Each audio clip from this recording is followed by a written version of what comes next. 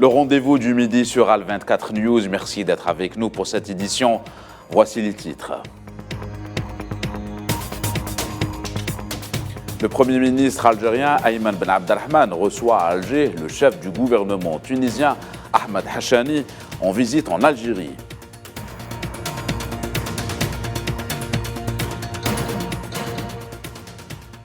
Et dans le cadre de la coopération diplomatique entre l'Algérie et le Sud-Soudan, le chef de la diplomatie algérienne, Ahmed Attaf, reçoit son homologue sud-soudanais, James Pitia Morgan.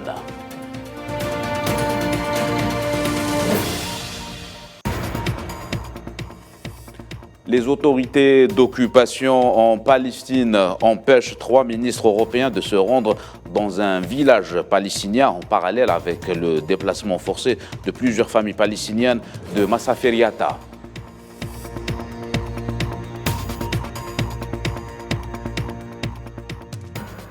Après l'attentat de dimanche dernier à Ankara, les autorités sécuritaires turques procèdent à une vaste campagne d'arrestation de suspects liés à l'attaque.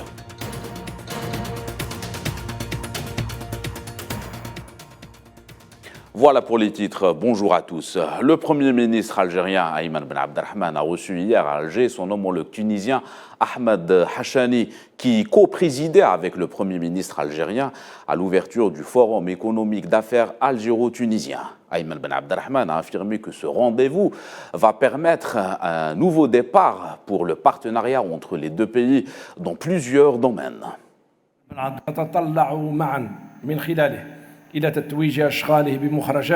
Nous aspirons ensemble à couronner les résultats de ces travaux qui seront à la hauteur de nos relations politiques et fraternelles qui nous unissent. D'autant que la tenue de cette rencontre économique se tient en marge d'un grand événement politique, à savoir la tenue de la 22e session de la grande commission mixte algéro-tunisienne pour la coopération et tout ce qui accompagne ce rendez-vous périodique de volonté à même d'insuffler une nouvelle dynamique dans les relations entre nos deux pays. Et entre l'Algérie et la Tunisie, il est question de coopération diplomatique. Le ministre des Affaires étrangères algérien Ahmed Attaf et son homologue tunisien Nabil Ammar ont affirmé mardi à Alger que les relations politiques entre les deux pays sont excellentes, appelant à la nécessité d'identifier de nouveaux domaines de coopération bilatérale et commencer à bénéficier de leur potentiel, notamment sur le plan économique. La tenue de cette commission bilatérale revêt un timbre spécial, vu les liens solides et forts qui unissent nos deux pays et nos deux peuples frères, ce qui est un acquis précieux pour la promotion des relations algéro-tunisiennes au plus haut rang, que ce soit en matière de coopération et de partenariat ou de la solidarité et de la coordination pour la protection de nos deux pays frères des éventuels dangers et des menaces imposées par les changements actuels au niveau territorial et mondial. نضيف اللي مهم جدا انه العالم يعرف. Je voudrais rajouter qu'il est très important que le monde sache que notre relation est solide, constructive et durable. La Tunisie et l'Algérie sont plus fortes dans leurs relations bilatérales. Le niveau politique est excellent, mais il faudra renforcer la coopération économique. En d'autres termes, miser sur le partenariat et créer la richesse dans l'intérêt des deux pays et des deux peuples. اللي باش تكون في مصلحة البلدين والشعبين. Activité diplomatique toujours, nous vous le disions en titre, le ministre algérien des Affaires étrangères, Ahmed Attaf, s'est entretenu mercredi avec son homologue sud-soudanais, James Pitia Morgan, en visite en Algérie dans le cadre de sa participation à l'événement de haut niveau chez Mex Afrique. Le communiqué du ministère algérien des Affaires étrangères a précisé que les entretiens ont porté sur les voies et perspectives de redynamiser de la coopération bilatérale dans les domaines politiques, diplomatiques et économiques, selon la même source, la situation sécuritaire et politique dans la région et les progrès réalisés dans la mise en œuvre de l'accord de paix revitalisant pour résoudre la crise au Sud-Soudan.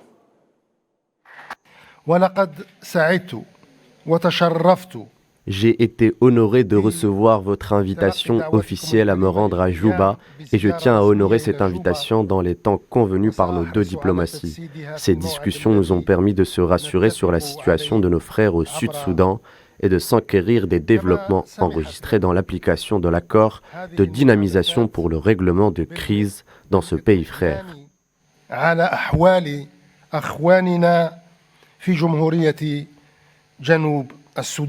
Now this is the second day I'm here. We came to attend. C'est mon deuxième jour en Algérie pour assister à la Chemex Afrique.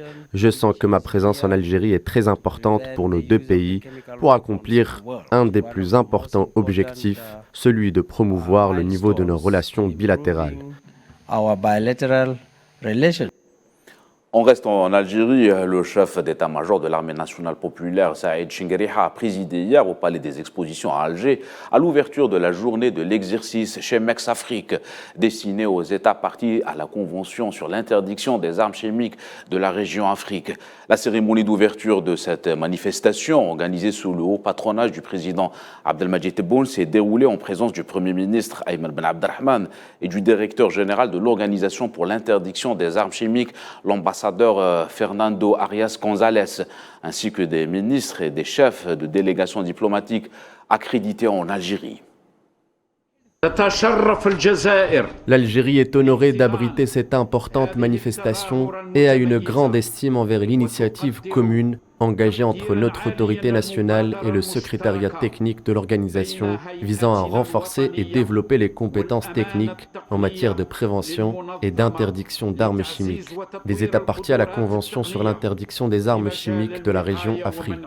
L'Algérie réitère sa ferme conviction quant à la nécessité de consolider la sécurité et la paix internationale à travers l'interdiction des armes de destruction massive, y compris les armes chimiques qui constituent une sérieuse menace pour l'homme et l'avenir même de l'humanité. De son côté, l'ambassadeur Fernando Arias González est revenu sur les efforts déployés par l'Algérie concernant l'interdiction des armes chimiques. Je voudrais conclure en saluant le professionnalisme dont ont fait preuve les parties participantes à la Chemex Afrique. L'Algérie a une fois de plus démontré qu'elle peut prendre les devants avec diplomatie et pluralisme, des réalités qui sont venues accompagner une présence et une activité réussie. J'apprécie l'accueil chaleureux que nous avons reçu et les efforts déployés, et je tiens à exprimer ma gratitude aux autorités algériennes pour cette manifestation et pour le succès réalisé.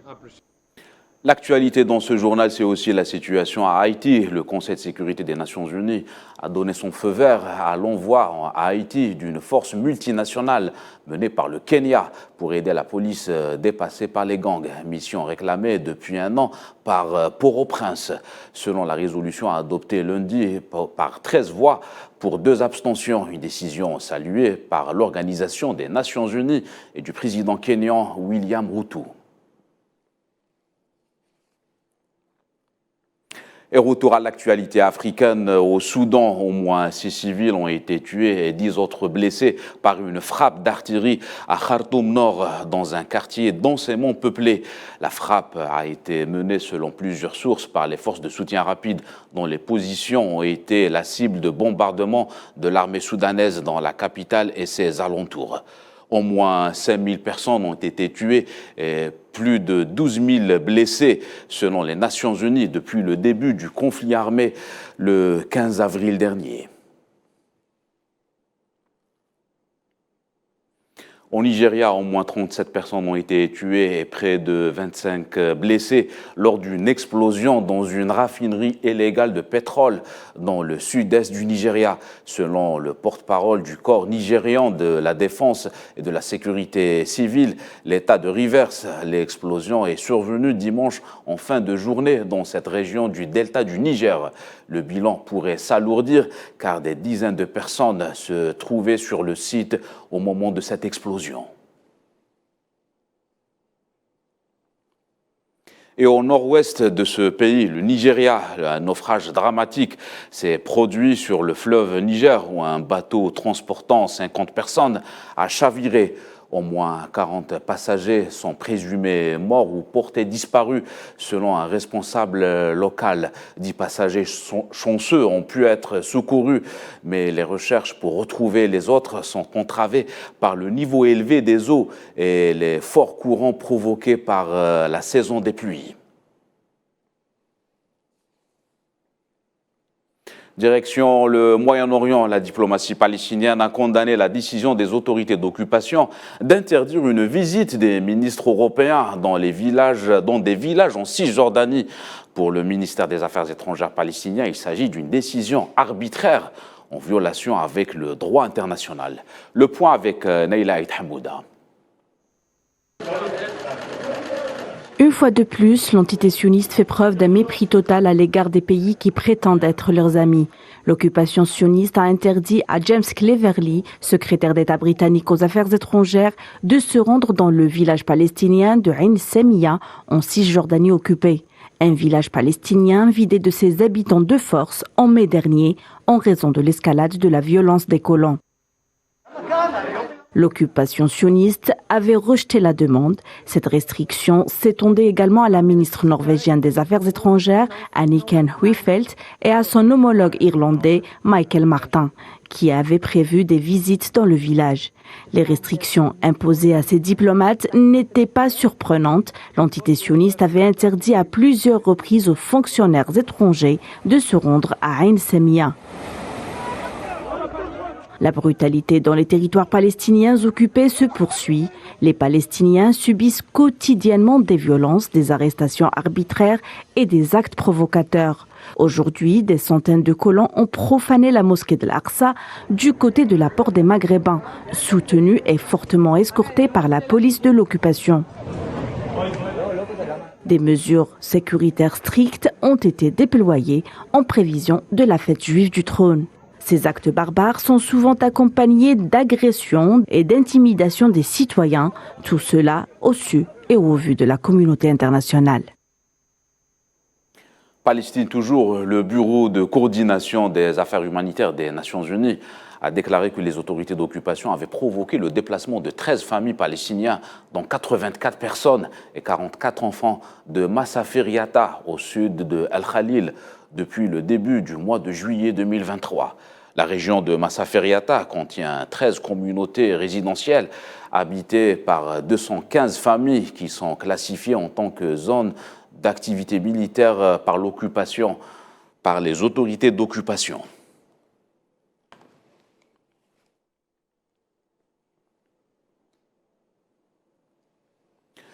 Retour en Europe, un bus qui transportait des passagers a chuté d'un pont et a ensuite pris feu à Mestre, dans la localité de Venise, en Italie, faisant au moins 21 morts. Le maire de Venise a décrété une journée de deuil mercredi et les drapeaux des bâtiments officiels de la région vénitienne ont été mis en berne à la demande de son président Luca Zaia.